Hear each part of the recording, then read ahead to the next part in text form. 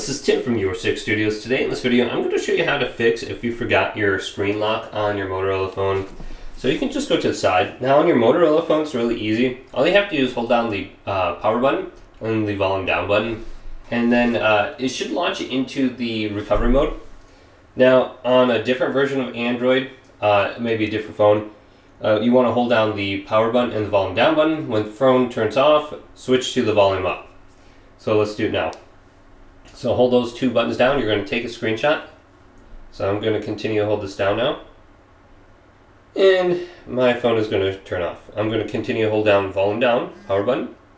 Now if you have a different version of Android, maybe a different phone, when the phone when it turns off, switch to the volume up. And then the power button too at the same time.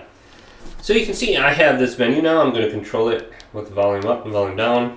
And press the power button to start. So I'm going to go on over to the recovery mode. Then press OK. Now if it says like no command, hold down the power button and tap the volume up button. And that should get rid of it. So we can hold this down now. Hold down the power button, volume up.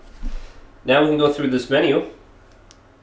And we can go to where it says wipe data and reset.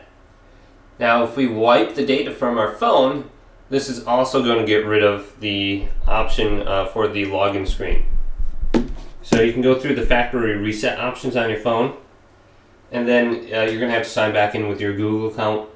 But you're going to erase all your photos, so this is like a last resort thing. But you might have your photos backed up to Google Photos.